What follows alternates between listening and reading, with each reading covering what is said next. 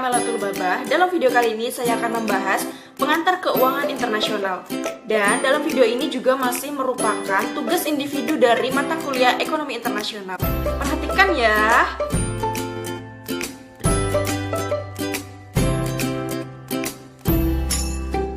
Pembahasan yang pertama, mengapa kita perlu mempelajari keuangan internasional? Jawabannya, perlu. Karena sekarang kita hidup dalam kondisi yang sudah terintegrasi dan mengglobal. Yang kedua, liberalisasi perdagangan internasional yang dapat mempengaruhi pola produksi dan konsumsi. Liberalisasi pada setiap negara sudah tidak terbatas lagi dalam melakukan perdagangan, yang akhirnya dapat mempengaruhi produksi dan konsumsi. Misal negara kita Indonesia yang masih banyak melakukan impor. Kita masih banyak bergantung dengan produsen-produsen di luar negeri. Bahkan negara kita yang disebut sebagai negara agraris juga masih melakukan impor beras yang jumlahnya sangat banyak.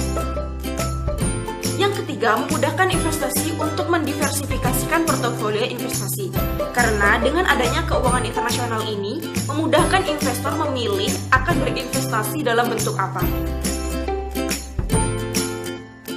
4. Munculnya kurs mata uang asing.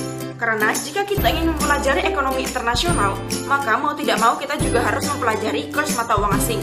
Kurs mata uang asing ini juga berpengaruh pada sektor ekspor dan impor. Karena misal, jika kita ingin membeli barang, maka harus memperhatikan kurs pada saat itu. Maka dari itu, ini disebut dengan kurs mata uang asing. 5. Pasar tidak sempurna. Mengapa tidak sempurna? Karena dalam konteks pasar internasional pun terdapat hambatan-hambatan yang terjadi. Misal, penerapan pajak, tarif, pembatasan barang masuk, dan itulah salah satu bentuk ketidaksempurnaan pasar. Dan yang terakhir, perluasan kesempatan. Maksud dari perluasan kesempatan ini yaitu memudahkan perusahaan-perusahaan, baik di dalam negeri maupun luar negeri, untuk bisa memperluas pasar.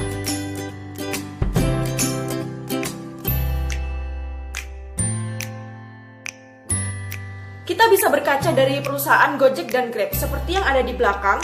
Dari Gojek dan Grab yang berawal dari satu sektor atau satu ruang lingkup kecil, yaitu Gojek dengan motor dan Grab dengan taksi.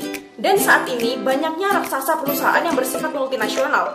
Yang ada di belakang mereka ini, misal Gojek disupport oleh Google dan lain-lain. Begitupun Grab. Seperti yang kita lihat di layar itu, ini merupakan raksasa perusahaan yang ada di belakang mereka.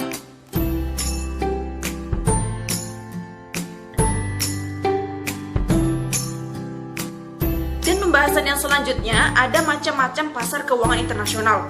Yang pertama, pasar uang internasional yang memiliki fungsi menghubungkan dana dari deposan kepada peminjam. Kedua, pasar nilai tukar internasional. Terdapat valuta asing yang memfasilitasi perdagangan dan transaksi keuangan internasional. 3. Pasar kredit internasional, yaitu pinjaman bagi perusahaan multinasional dalam bentuk mata uang dolar atau lainnya. 4. Pasar obligasi internasional. Pasar obligasi internasional ini pada umumnya diklasifikasikan sebagai obligasi asing. Obligasi asing dijual oleh peminjam asing ke negara di mana obligasi ditetapkan pada beberapa kasus. Dan yang terakhir, pasar modal internasional, yaitu perusahaan multinasional yang biasanya memperoleh dana jangka panjang dengan mengeluarkan saham di negara asalnya. Namun, perusahaan multinasional juga dapat menarik dana dari investor asing dengan menjual saham di pasar internasional.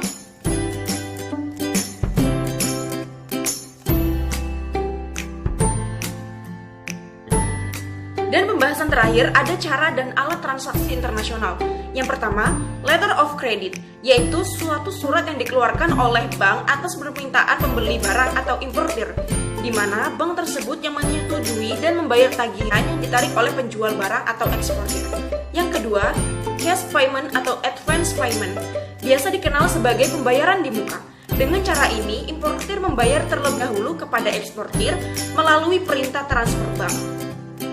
3. Open account, yaitu penjual terlebih dahulu melakukan pengiriman barang dan setelah itu pembeli membayar melalui transfer bank ke rekening penjual. 4.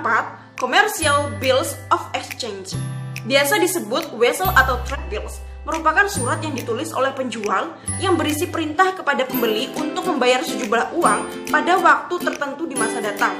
5. Collection, merupakan cara pembayaran dengan menggunakan jasa bank untuk melakukan penagihan. Dan yang terakhir, konsinyasi. Konsinyasi ini merupakan variasi lain dari cara pembayaran dengan open accounts. Perbedaannya adalah mengenai waktu. Pada metode konsinyasi ini, penjual berkewajiban mengirimkan harga pembayaran setelah pembeli berhasil menjual barang tersebut kepada pihak ketiga.